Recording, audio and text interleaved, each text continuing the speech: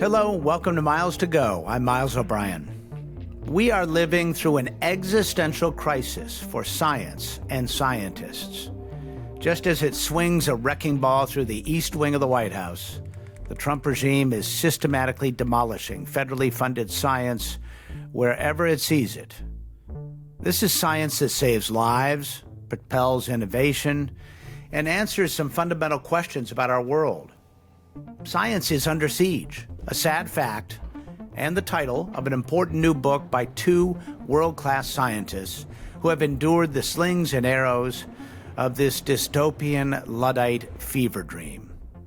Michael Mann is a climate scientist and a professor widely known for his hockey stick graph, a long history of stable global temperatures followed by a sharp upward blade of warming since the Industrial Revolution.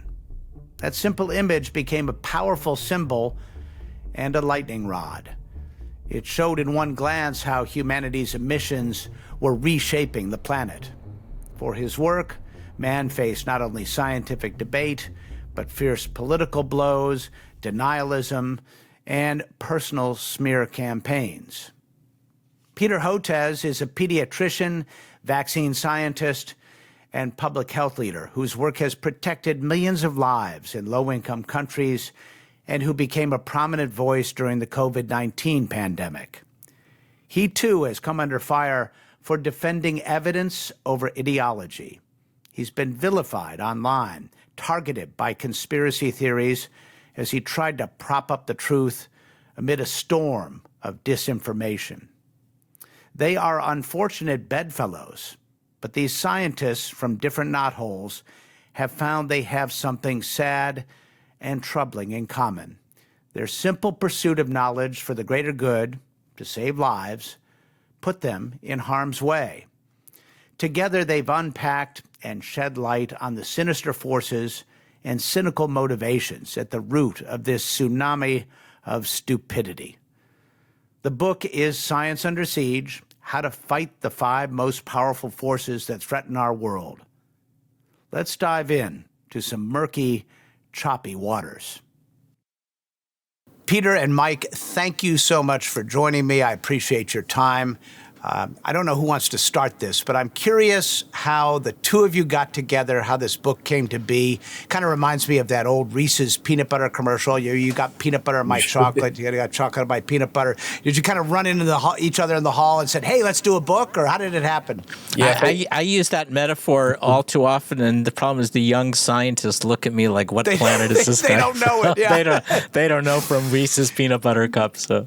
I have successfully carbon dated everybody because we all know this one. So right. Tell me just the origin of writing a book like this. It's an important book, and you guys are busy guys. Back in the late 1990s, when my co-authors and I published The Hockey Stick Curve, which sort of laid bare the reality of the climate crisis, I found myself under attack by, right-leaning news outlets, Fox News, the Wall Street Journal, various organizations that deny climate change, many of which receive funding from the fossil fuel industry. And so I found myself at the center of these attacks aimed at discrediting my science and at discrediting me personally as a way of discrediting my science. So as I like to say, it was sort of PTSD for me when, 5 years ago, I saw Peter and Tony Fauci and other public health scientists being subject to precisely the same sorts of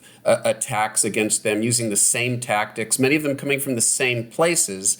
I reached out to Peter, or he reached out to me. We can't remember which was which, but we became friends. I felt like I had something to offer based on my experiences. And over time, we realized that we had a book to write.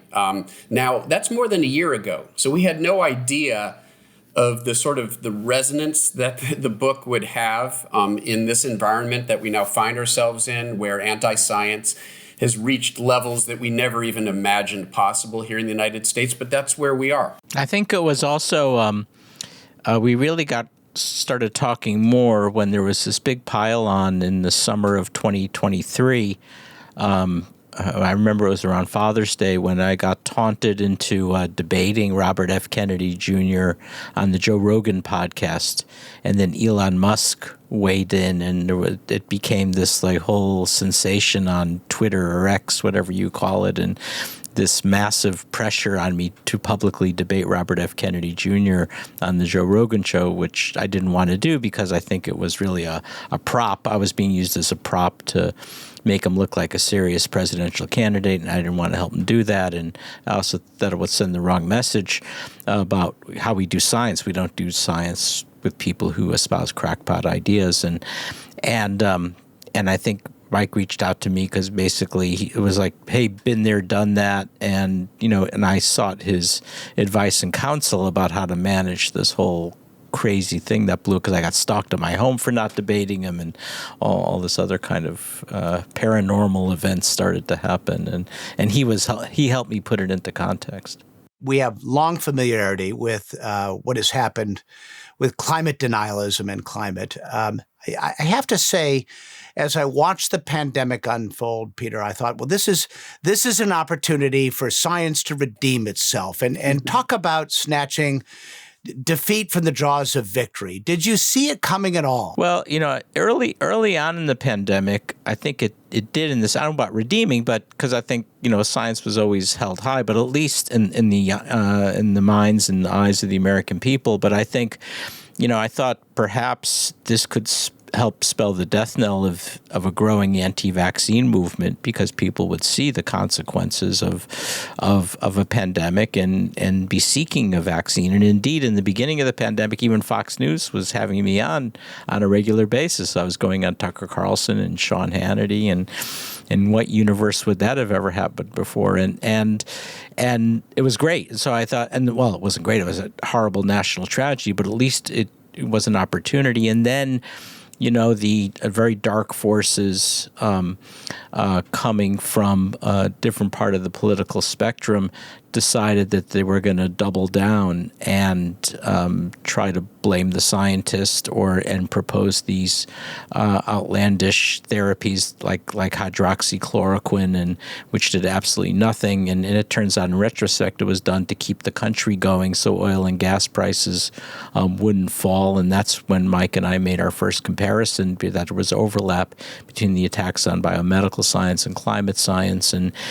And I refused to play. I refused to go along with it. So by refusing to promote the White House, at that time the West Wing of the White House was saying, use hydroxychloroquine, and they were, proposing that the pandemic was being started deliberately by the Chinese Communist Party and sending infected Chinese on airplanes to ignite the pandemic that was coming out of the West Wing of the White House. I said, this is all nonsense, and we better get serious because it's going to be a very significant pandemic. But that's when you saw the attacks really begin to accelerate. So just as you thought, science would, at least science, people supporting science would triumph, and ultimately I think it did at some level, but there became this whole segment of the country that was determined to squash science.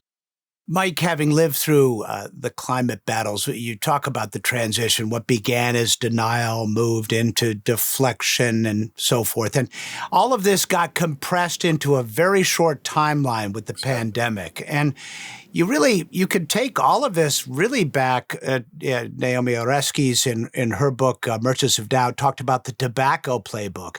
This just happens time and again. It just seems like it speeds up maybe. Yeah, no, absolutely. And we've seen the gun lobby use some of the same tactics, deflection, blaming it on, in the case of, tobacco, right, denying that there is a health threat, while their own internal research showed that there was, in fact, a threat. And that playbook has certainly been borrowed by the fossil fuel industry. ExxonMobil's own internal documents from the early 1980s show that their own scientists warned of catastrophic consequences if we continued to burn fossil fuels and warm the planet, just like the tobacco industry hid their own internal research that demonstrated the threat of their product. The fossil fuel industry did the same thing. And as Peter said, similar sort of tactics were used in the assault on the public health messaging by him and his colleagues, the anti-vax movement. And in the end, the commonality is that it serves some ideological interest. In the case of fossil fuels, it's obvious why the Koch brothers, who are these funders of libertarian think tanks and front groups that assail climate science, that attack renewable energy, it's understandable. Koch Industries is the largest privately held fossil fuel interest in the world. Why is it that Koch Industries, the Koch brothers, would want to attack the messaging of the public health community? As Peter said, early on, it was hurting their fossil fuel profits. These lockdowns and stay-at-home orders, the economic slowdown was decreasing fossil fuel usage, and so they decided they had to attack the public health messaging by people like Peter and Tony Fauci, and they sort of created this weaponized movement that ultimately would reject all of the recommendations, all of the messaging from the public health community, which meant vaccines as well. And there's a certain irony in that Donald Trump's possibly his greatest contribution in his first term was Operation Warp Speed, was the development of that vaccine. And in the end, he couldn't even embrace it because his base had been weaponized against vaccination. Yeah, I mean, what happened was in that they in that zeal to push back against vaccine mandates, when after vaccines became available, which I kind of understood. I didn't agree with it, but I understood the rationale, the libertarian philosophy, but what they did was they then went the next measure, and they brought in all these very toxic anti-vaccine activists to falsely discredit the effectiveness and safety of vaccines. So when vaccines rolled out, by the time of the Delta wave in the last half of 2021 and early 2022, you started to see mass death among people refusing to vaccinate because they were watching Fox News every night or Rogan podcasts and hearing about ivermectin, which does absolutely nothing, or hearing all the toxic anti-vaccine activists on Rogan podcast or Fox News.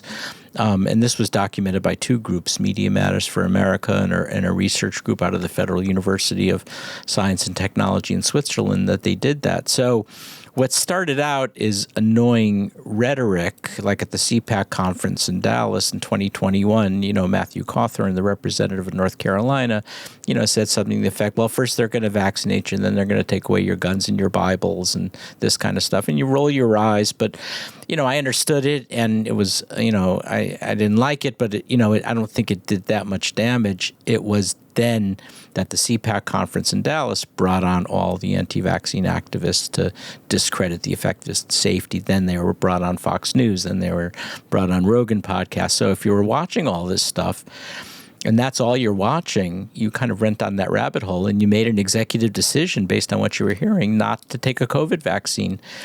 And because they were being targeted, these individuals. And as I said, 200,000 Americans needlessly died because they refused COVID vaccines, including 40 to 50,000 in my state of Texas. And that's where it spilled into my lane, where I had to say something, because now anti-science activism had become a killing force in America. Yeah, I just want to follow up on that quickly, because this messaging that sort of plays at the heartstrings of sort of their base, that this is about taking away your freedom. Your freedom in the case of vaccines and stay-at-home orders, all these public health measures are taking away your freedom. It's the same messaging that they used to convince their base that climate action is just a way to take away your freedom. You can't fly to see grandma for the holidays. You can't eat your hamburgers anymore. And so they often play on that. They play on this idea that it's big government trying to take away your rights to weaponize their base against these actions, whether it be vaccination or, in the case of climate change, the move away from fossil fuels towards renewable energy. Well, you know what they say, always follow the money. And but you say, weaponization in this case has, a couple of meanings. And you both, gentlemen, have been targets of at least threats of violence. And to me, it's one thing. The scenario you lay out is bad enough, but when it turns to personal threats, that changes things quite dramatically, in my view. First of all, if just detail a little bit the kinds of things you've been through. Peter, you go first, and then you go, Mike. I think you'll see some similarities. I mean, a lot of it is online, on social media, especially what used to be Twitter. Now it's called X. I mean, that's Elon Musk opened it wide for death threats and doesn't do anything to really stop it, or public calls for my execution, and a lot of Nazi imagery as well. That this is going to happen in Nuremberg after a military-style tribunal. They love their Nazi metaphors, and I started getting swastikas sent to my home because I'm the trifecta for them, because I'm a scientist, a vaccine scientist, and a Jewish vaccine scientist. And the fact that we're both have Jewish ancestry makes us sort of so there was that. So there's an anti-Semitic component to this, which is particularly ugly. Yeah, there is, and it's not complete overlap, but I actually wrote a couple of articles about it on the comparison anti-science, anti-Semitism. We touch on it in the book, and there's a history to that. So, for instance, in Weimar Germany, Einstein's theory of relativity was called the Jewish fraud by the leadership, and same with Freud, and of course blaming then there was the blaming the Jews for starting the virus. So they had me in a secret lab with George Soros in a basement in Davos someplace at the World Economic Forum making the virus. And the crazier the conspiracy, the more people believed it. But there were some pretty tangible threats, and I was stalked at lectures and where I was speaking, and had to have security, and came to my home, and so there is that whole dark element to it. But I thought it was important to explain why vaccines were safe and effective, and I was well positioned to do it because I'm a pediatrician, vaccine scientist. We developed low-cost vaccines. Our COVID vaccine reached 100 million people in India and Indonesia, proving we could bypass the big pharma companies. But I also have a daughter with autism and intellectual disabilities. And years ago, I was asked by the NIH to talk to Bobby Kennedy. And from those discussions, I wrote a book about it called Vaccines Did Not Cause Rachel's Autism. And that had already labeled me a public enemy even before the COVID pandemic. And this really accelerated it. Mike, how about you? Have you felt in fear for your family or yourself personally? Yeah, like I said before, everything that played out with Peter and his colleagues, Tony Fauci, was so similar to things that had played out literally decades earlier when we published the hockey stick curve in the late 1990s. And I was attacked by, right-wing media organizations, by front groups, and AstroTurf organizations, as we call them, funded by, either conservative sort of plutocrats or fossil fuel interests. And there were death threats against me, demands that I be fired from my job. There were threats against my family as well. You name it. At one point or another, I had to face all of these sorts of threats and intimidation efforts, demands for investigations by powerful congressmen, an attorney general from Virginia, Ken Cuccinelli, who wanted to force me to turn over all of my internal documents so he could find something to embarrass or humiliate or discredit me with, all because the hockey stick was this graph that told a simple story. You didn't need to understand the complex workings of Earth's climate system to understand what this graph was telling us, that there is this unprecedented warming taking place, and it's probably due to human activity. That made me a real threat to some of these powerful interests, as I said before. And in the end, I, like Peter, felt the stakes were too great to just give in to that. I mean, it would be easy to say, all right, that's it. I'm just going to shun the limelight. I'm going to retreat to my laboratory and do what I love doing anyways. The reason I went into science wasn't because I wanted to be in the center of some, the most contentious political debate in human history. It was because I loved doing science. I loved crunching numbers. I loved finding patterns in data, running models, comparing them with observations. But I felt that the stakes were too great for that. I'm sort of naturally, my constitution, I suppose, is that of a fighter, and so I felt I needed to fight back against these attacks. But more than that, I realized that these attacks were far more pernicious, because what they were really aimed at doing was sending a message, as Peter has alluded to younger scientists who might think about getting involved and speaking out. It was to really silence the entire community by making an example of me. And I realized that there was a responsibility upon me to make sure that they weren't successful in doing that and fighting back.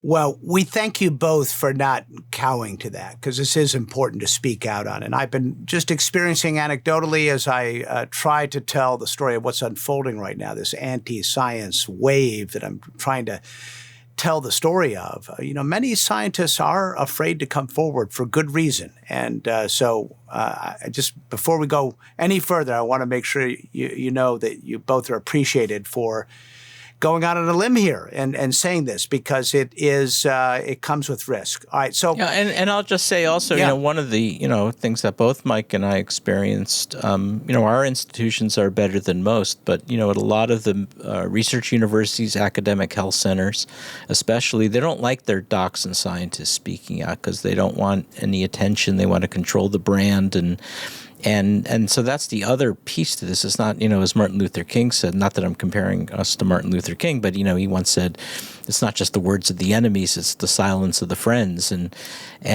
you have to know that you have the backing of your institution, or what you'll kind of get is often is from young scientists, hey, you're an academic, you have academic freedom, ... but don't screw this up and don't get the institution in trouble. And of course, if you're out there in the public domain enough, you will screw it up and you will get the institution in trouble, and you need to know that you have their backing. So we need that culture shift as well, and we discuss that in the book. Yeah, there's a level of risk aversion among our institutions that sort of is restrictive and sometimes prevents scientists from being willing to speak out because, out of fear of retribution, that they'll be attacked, their institution will find itself under pressure to fire. We've seen a lot of that recently, in fact.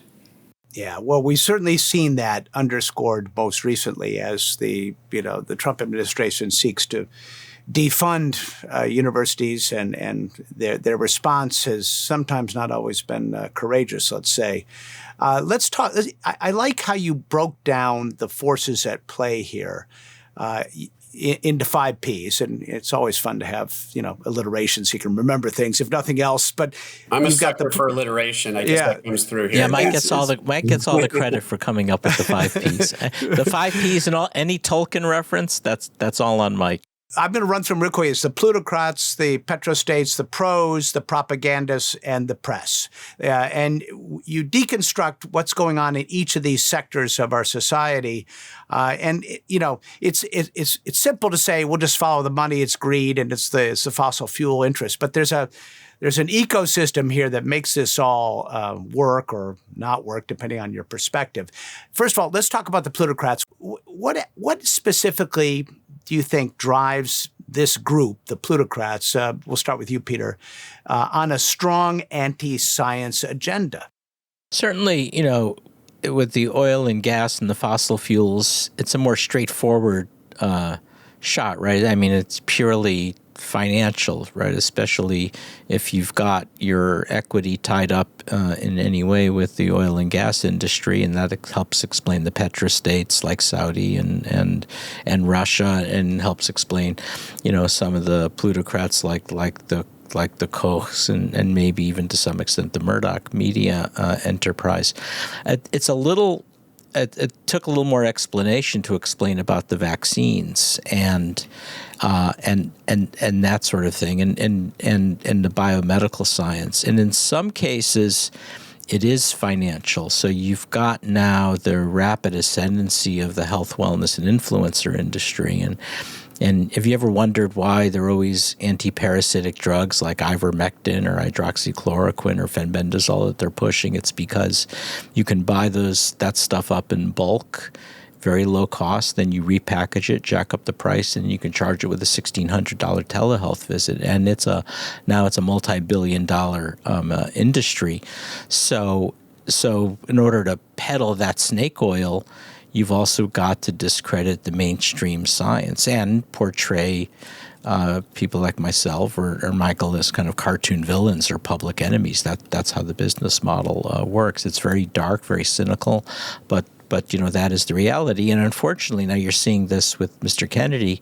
If you listen to his public rhetoric, when I talked to him years ago, which is how I got involved in combating the anti-vaccine activism, he didn't really talk about supplements and things like that. Now, in our with the measles epidemic that hit all, for the first 8 months of this year, that began in West Texas, he would come out and say, well, you can get the measles, mumps, rubella vaccine, or you can get this cocktail of supplements like vitamin A and budesonide and clarithromycin, and you're kind of scratching your head and say, where the heck does that come from?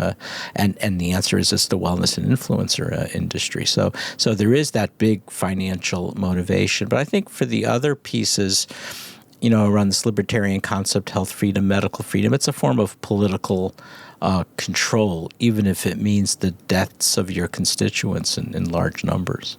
And undermining faith in sort of expertise, in scientific expertise. That's a common theme here as well, because in a world where nobody knows who they can trust, well, they're much more vulnerable to the misinformation and disinformation that's promoted by some of these bad actors.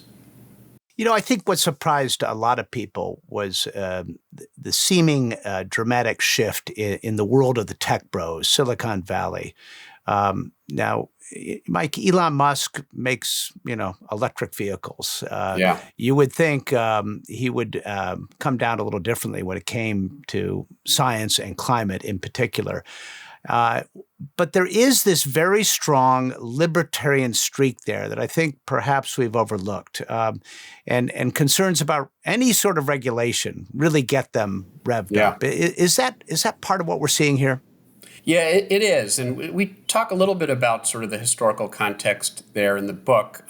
You've got figures like Peter Thiel, who was a libertarian activist, but also a major sort of funder of technology companies, and was involved early on with Facebook, with Twitter, with a lot of these social media companies.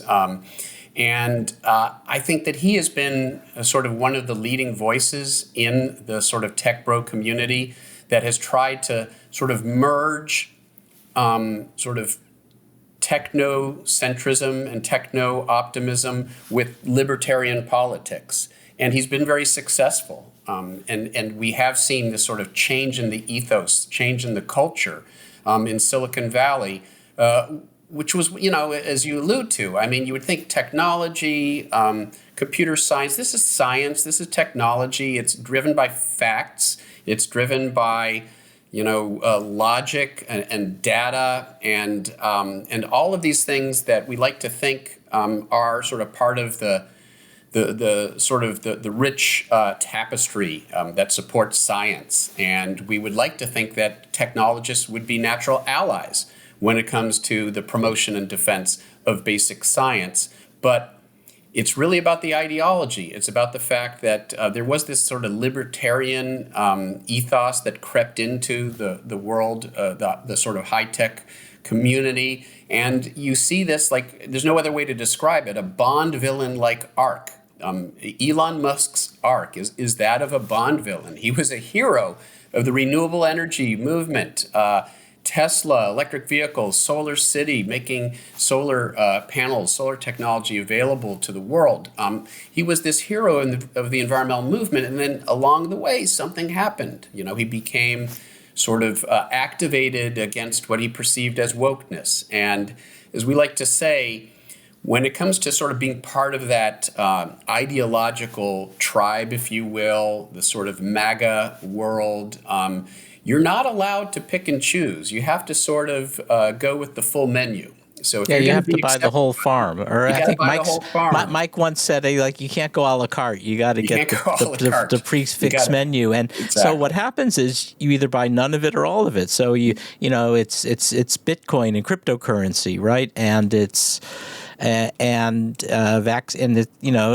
that COVID vaccines killed more Americans than COVID, which is absolute nonsense, or that the virus was made in a laboratory or leaked, and climate science and the climate crisis is a hoax and the COVID is a hoax. And you you see this with these public intellectuals, I'll put that in quotation marks, that once they go down that rabbit hole, start down the rabbit hole of railing against one aspect, in time they take it all on, and it becomes part of the belonging to this thing. And you struggle because you say, look, you're entitled to your libertarian philosophies, and I don't really care about your tech companies, and I hope you're very successful, but don't adopt this stuff because it's going to kill Americans. Well, let's look at Musk and his takeover of Twitter, right? Because it was actually leveraged by Russia and Saudi Arabia, two of the principal petrostates that had an interest in weaponizing. And by the way, you have nicely segued to the next piece. Okay, Thank you very much. Petrostates. Let's talk about that. Yeah. So Twitter became weaponized to promote the sort of climate denialism, anti-vax sentiment, an assault on renewable energy. It became weaponized to promote the agenda of those who helped Musk with this takeover. And there is a fair amount of cooperation. We see some close ties between Musk and Russia and Saudi Arabia and the Trump administration. And so there is this coalition right now that has a common political agenda, and they've taken control to some extent of the public sphere. They're buying out all of our traditional media outlets. PBS still stands tall in terms of its independence, but they're trying to defund that, and they've done a pretty good job. Yeah, well, they are, unfortunately. That was part of Project 2025. That's part of the takedown of the which Trump knew nothing about, of course, right? right. What was interesting about the petrostates, I think one of the very few disagreements Mike and I had about the book was Saudi Arabia, because that was a rare instance where they were really attacking the climate science and the climate scientists, but they were pretty good about the biomedical science component. So that one didn't seem to affect them so much. So that's a good example, Peter, of where there is a clear interest on one side of on the climate side, and not so obvious an interest on the public health side. So that makes sense. But they've done so much damage. In particular, the way, as I was saying, that our public sphere has now been weaponized. Social media companies that are now all owned by plutocrats who have literally, in some cases, like Elon Musk, changed the algorithm to amplify the anti-science and to silence the voices of the actual experts. What is it, do you think, about authoritarian regimes that almost always, historically, are anti-science? Why is that? There's a strong correlation between authoritarian states and extractive states. So countries that have extractive economies, that primarily their economy is driven by the extraction of natural resources, that the nature of that sort of economic system is such that it leads to income disparity. It leads to authoritarian structures. And so there is this historical relationship, again, between sort of extractive countries and authoritarian countries. And obviously, when it comes to climate, well, it's all about the extraction of fossil fuels. These petrostates are obviously a special case of extractive economies. They're extracting fossil fuels to drive their economy. You could make the argument that the United States is a petrostate, and we've been able to sort of disguise that fact by our everything we hold dear, our democracy, and our commitment to science and understanding and sort of an enlightenment approach to life. But now, as we've reduced that, do we become just another petrostate in a way? Yeah, that's exactly right. I mean, it's always been there. It's, from the Texas economy, Pennsylvania, the state I live in, is where oil was discovered in this country and was built on coal, and and so many people were supported by the coal industry for years. Now natural gas is a big part of the economy. So, it's understandable. Fossil fuel extraction has always been part of our economy, but we had sort of basic democratic institutions that sort of held that in check. We had an Environmental Protection Agency, which, by the way, was created by Richard Nixon. And so it wasn't always so partisan, the idea that we need basic checks. We need to provide the conditions that allow industry to flourish, but we've also got to protect the interests of our people. And that means protecting people against pollution and the damage caused by climate change. There used to be some level of bipartisan consensus on that point. But what we've seen over the last decade and a half is really one of the two parties, the Republican Party, becomes so beholden to fossil fuel interests that it's sort of broken that sort of restoring force that always allowed us to come to some sort of balance when it came to economic and energy and environmental policy. Yeah, and it's the same thing, when I moved to Texas 15 years ago, I call them, George H.W. Bush, Jim Baker Republicans, and even if you didn't agree with all of their points, you never doubted for a minute they cared about the country and they cared about science and medicine, and they were all in. And it's this new stuff that's just so perplexing and so self-defeating and so self-destructive. Yeah, it was profound for me. I'll just add, the first event that Peter and I did for the book was actually at the Baker Institute at Rice University down in Houston. And we spoke about this early on, how, there are these sort of old school Republicans like James Baker, George H.W. Bush's EPA administrator, William K. Riley, who actually developed the concept of cap and trade to deal with the acid rain problem. For so many years, there was good faith. You could agree to disagree about the solutions and the policies, but we could all accept the basic facts. And there was some level of factual consensus when it came to these emerging global environmental threats. But again, at some point along the way, we saw sort of that become hijacked by fossil fuel interests who realized that if they could gain control of one of the two major parties, they could implement their agenda going forward. And that's sort of where we are. Exactly. So let's move to the next P, the pros. These are scientists that seem to have credentials, who should know better, who inject disinformation into the whole ecosystem. Peter, tell me a little bit, what sorts of experiences have you encountered with individuals like this, and how dangerous is it? Yeah, there are two types of pros in this space. One were those, they're physicians, many board-certified physicians who just, went full on into the wellness and influencer industry and began selling supplements and things like ivermectin, hydroxychloroquine, and then jacking up the price and selling it with very expensive telehealth visits.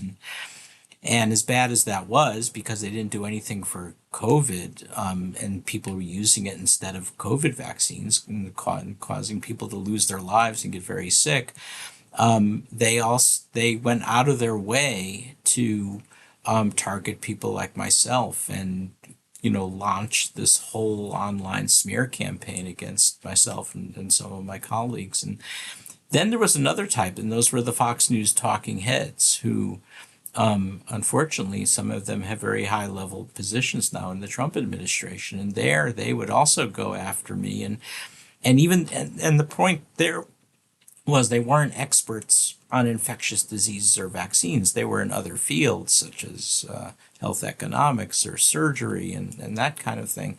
But, the chyron at the bottom would have the names of very famous medical schools. And so the viewer would think, hey, here's this guy from Stanford Medical School or Johns Hopkins Medical School. They must know what they're talking about. Well, they didn't, or they knew, but they were misleading people. And that caused a lot of damage. And not only that, they would also corrupt how science was done. I mean, they would, one would say something to the effect, well, of course, Hotez is in the secret cabal with Dr. Fauci because he has funding from the National Institutes of Allergy and Infectious Diseases of the National Institutes of Health. Well, heck, his whole Department of Microbiology at his medical school is funded by NIAID. So it was so disingenuous and so dangerous, because it made people think that, that NIH grants go to line scientists' pockets and that sort of stuff, or they'd say I'm a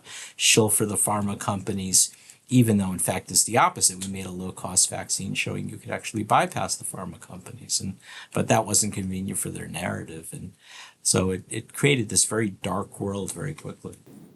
Yeah, as I like to say, when Fox News lies, people die, and that was true with the COVID-19 crisis. So propagandists, and it seems like pros and propagandists, there's some overlap. And frankly, when you look at Fox News, it overlaps with the press as well. But what is your distinction there? Propagandists are just good talking heads who can articulate these opinions. Is that the idea? Yeah, more or less. The pros are making money doing this, and the propagandists are happy to do it, whether or not they're profiting from it. And more often, the propagandists are sort of a little lower on the totem pole. They're sort of the ground forces. They're out there on social media promoting, these anti-science talking points. They're helping spread misinformation and disinformation.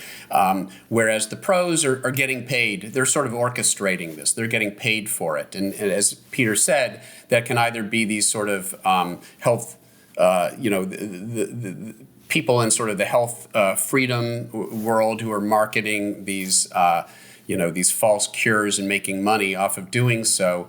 In the climate space, it can mean fossil fuel apologists who are hired to appear on news programs, to write op-eds, to be out there promoting fossil fuel industry friendly talking points in the media. And so ultimately, there's a lot of overlap. Basically, the pros, they're a little higher on the totem pole. They're getting paid to do this. They better understand what they're doing. The propagandists are just very effective at spreading the misinformation and disinformation. And some of them are doing it, not for the money, but just because they're true believers. And in the end, it just floods our public discourse with misinformation and disinformation.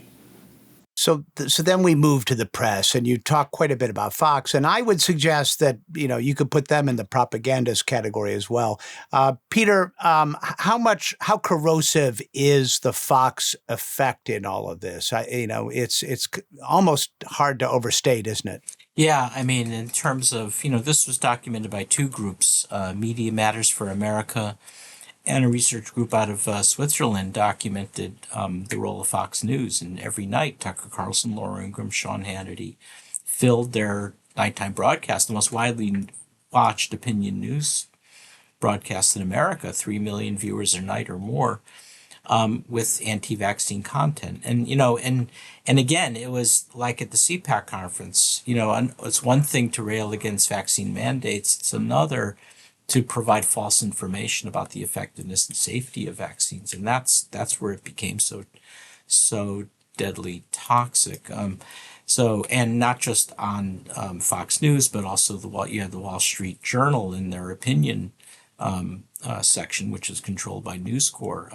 The journalists themselves, the reporters, were pretty good, but they basically turned the Wall Street Journal opinion section into the print version of Fox News in terms of attacking science, and that was terrible. But then as Mike and I point out, that's just the first part. The other was all of the false equivalency that even the legacy media, the mainstream media, did, like the New York Times and Washington Post, especially around COVID origins, and they just promoted a lot of conspiracy, gave equal weight to conspiracies as they did the mainstream science. And in some ways that could have even been more damaging because, the people are watching Fox News, you already had a certain amount of acceptance that they were down that rabbit hole and they were going to be problematic. But, I had colleagues and smart, educated people starting to believe that COVID was leaked from a lab or that it was made through gain of function research, and it wasn't. I mean, we have half a dozen papers in the best scientific journals clearly showing zoonotic spillover, just like the original coronavirus, SARS, did in 2002. And all of the intelligence agencies agree that it's not due to gain of function. And yet and very unlikely that it's due to lab leaks, zoonotic origins. Yet you have most of the American people now thinking otherwise, and I blame some of the legacy media for that kind of false equivalency. Yeah, we call this performative neutrality, and there's way too much of it in the legacy media. New York Times, Washington Post, that'll elevate sort of the pseudoscience of the lab leak theory as if it's on an equal footing with the consensus of the world's health and medical scientific community, zoonotic spillover. One other thing that I would point out here, one of the overlaps here is the fact that disinformation is deadly. And clearly that's true when it comes to COVID-19 vaccinations, but it's also true with regard to the climate crisis. Millions of deaths every year, premature deaths that are associated with exposure to fossil fuel pollution, and the consequences, the deadly impacts now of extreme heat waves and wildfires and floods and superstorms. And so whether you're talking about COVID-19 and pandemics, or you're talking about the climate crisis, the disinformation is deadly. It's leading to a massive loss of life, and it will get that much worse if we continue going down this road. Well, you talk about something that is near and dear to my experience. In December of 2008, I was part of an 8-person science unit at CNN. We all got summarily fired. And because what do we know about the Kardashians? And out the door we went. It was a sad day. We all. It was a sad day, and but that's just part of a trend. Science journalism has been a canary in the coal mine for journalism writ large. There's very little of it left. I'm the last network science correspondent on network television in the United States, so there is a lack of expertise inside these large organizations. The New York Times still has science-dedicated people, but I don't see their impact enough, frankly, in their coverage. And when you see a pandemic covered from the White House press room, you know you're in trouble. Yeah. Right? And that's what we have here. Yeah. And journalism is in such a sorry state. I don't have any easy remedies for this, but it must cause you great dismay, because you guys are constantly talking to reporters who really don't have the time to develop any expertise at all in your respective fields. That's right. And this is when things go really awry in the media, in my view. Yeah, and we get into that. I mean, that's one of the problems. We talk about this this transition in the way that the media now deals with matters, environmental science in general, stories that once would be covered by science journalists who had training in science and could litigate the sometimes contentious debates within the scientific community. Now they're going to be covered by like a political reporter who will sort of default to so-called false balance. They can't litigate the science. They don't know who's right, so they'll just present both sides as if each should get equal weight. And that's part of why we have this problem of performative neutrality now in the mainstream press and the legacy press. But that is a big part of the problem. And we talk about it in the book. I mean, the solution obviously is to sort of get back to our roots, to recognize, for journalism programs, for media organizations, to recognize just how important it is to have objective, fact-based evidence when it comes to talking about policy-relevant science, because the results of getting away from that, to repeat myself, are now deadly. It can be measured in lost lives because we've gotten away from that. All right, so let's talk about scientists themselves. There was a time when scientists were harshly critical of Carl Sagan because he would dare to go on the Tonight Show and talk about science. They call it the Carl Sagan effect, and to some extent that might still exist. But what, Peter, would you say to your fellow scientists about their responsibility these days to try to find ways to communicate with a broad audience? I think so much of this is people don't even know what a scientist looks like. Yeah, and there's except maybe for actually the person that does the weather forecast or something. But that's it, well, we right? actually quote a study, Research America, which is the policy group based in the D.C. area. They do these studies every few years, and where they ask the American people, can you name a living scientist? And the numbers are always the same. They keep doing the survey, the numbers are always the same. 75% of Americans cannot name a living scientist. And when the 25% who can name our good friend Bill Nye, the science guy, or Neil deGrasse Tyson, and there's nothing, and we love them both. We love them. But they're not working scientists in the sense of they're writing, scientific papers and doing major revisions of papers and going through the grant process and presenting their findings at scientific meetings. So basically, it says we're invisible, and by being invisible, it allows the bad actors to portray us as they wish, which are, of course, shadowy figures lurking around in white coats, plotting all sorts of nefarious things. And how do we turn that around? How do we, get more working scientists out there? I think there are, especially, not everybody wants to do it, and they shouldn't be forced to. We know a lot of good colleagues that want to just keep focused on the papers and the grants and the experiments, and they're great scientists, and they obviously make important contributions, as they always had for hundreds of years. But for those who do want to be out in the public domain, it's not easy for a number of reasons. One, there are no metrics for promotion around doing things like talking to Miles O'Brien, right? It's not recognized as important. There should be an automatic raise. Right, yeah, right. Right, but it's not 100%. It's not recognized by the deans and the university presidents as being a substantive activity, and we need to build in metrics for that, or writing an opinion piece, or even writing a single author book if you're a scientist is not even considered very impactful compared to getting a paper in what's called a high impact journal. And so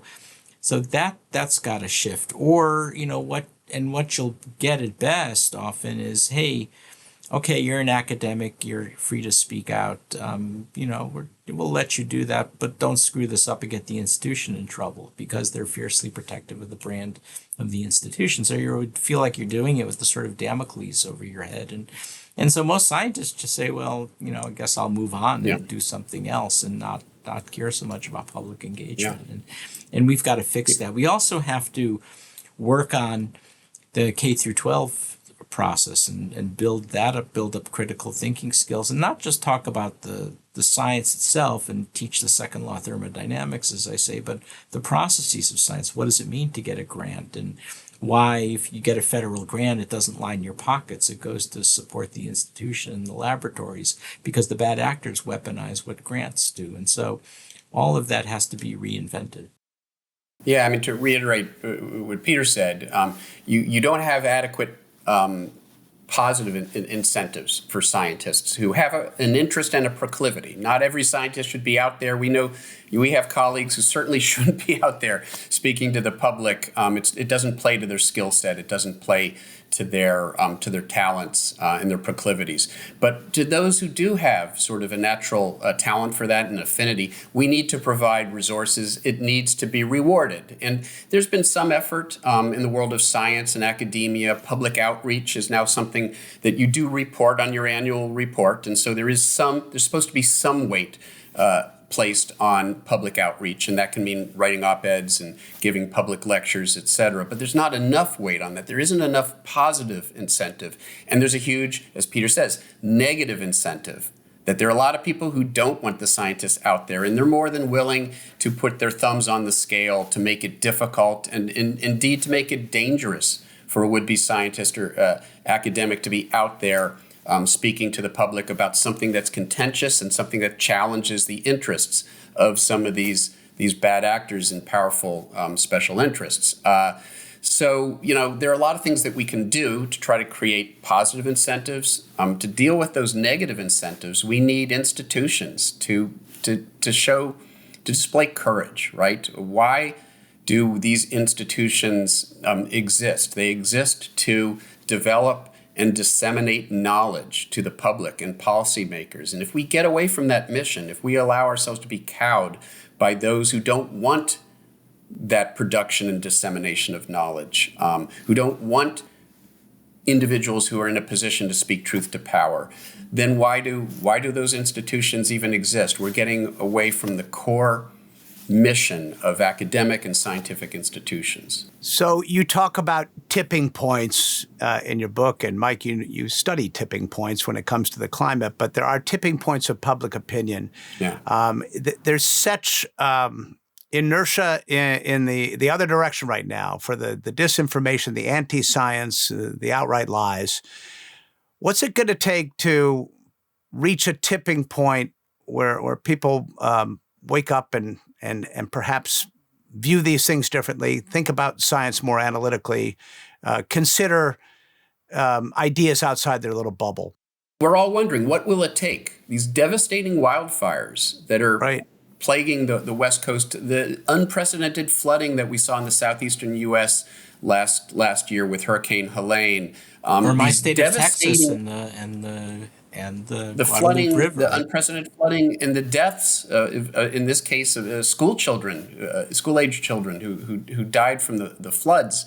What will it take? We thought we had that moment when Katrina sort of essentially destroyed New Orleans. It felt like this was a turning point. Like maybe this was an opportunity to recognize that we are facing an existential threat. Superstorm Sandy, another one of those seeming opportunities, I sometimes call the Cuyahoga River moment. When the Cuyahoga River caught on fire in the late 1970s, it sort of spurred the environmental movement because people realized, hey, if our rivers are catching on fire, there's something wrong. We need to do something about it.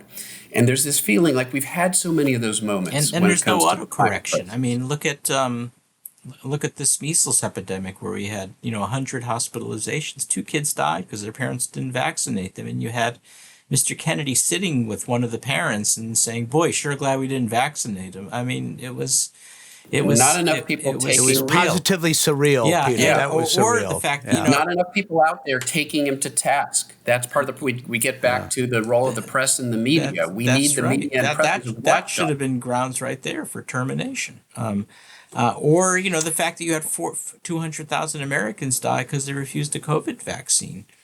When you go into the rural conservative areas of Texas, like West Texas or East Texas, you pretty much everyone you talk to has lost a loved one because they or someone they know or a friend or a colleague because they refused a COVID vaccine. Where's the autocorrection? Where's the feedback? Yeah, and I think that really concerns me.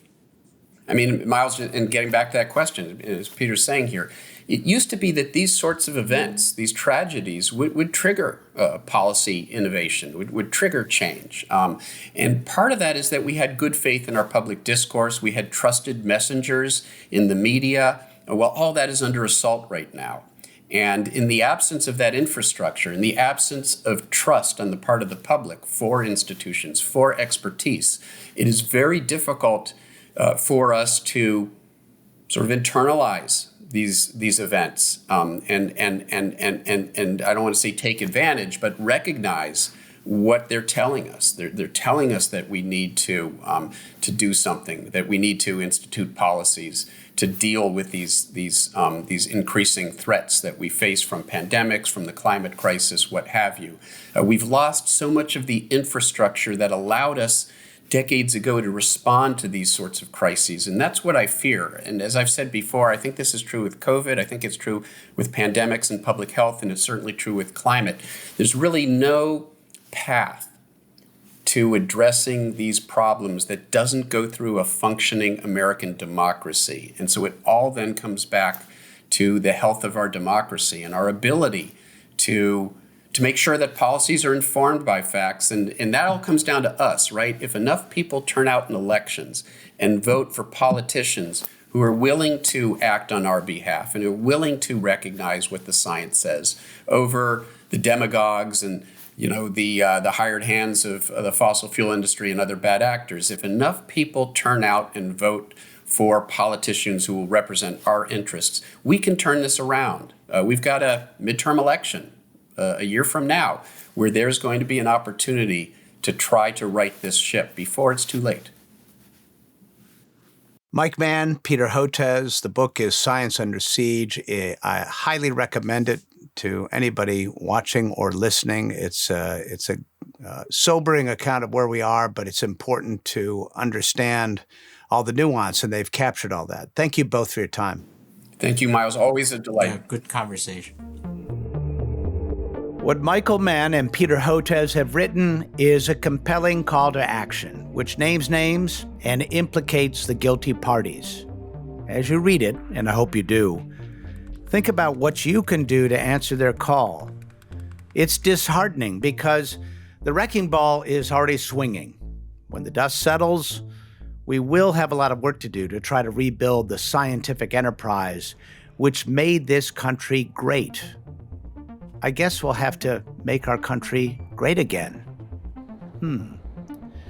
So call your elected representatives, let them know you're outraged, find and support the right candidates, and vote as if the future of this country depends on it, because it surely does. I'm Miles O'Brien. Thanks for watching and listening. Please like and subscribe if you feel inclined.